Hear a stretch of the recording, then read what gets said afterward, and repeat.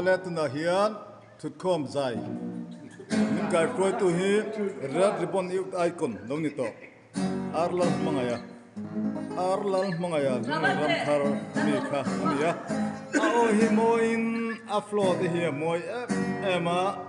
tuna hian in na dan an select mek ton select ton mek ani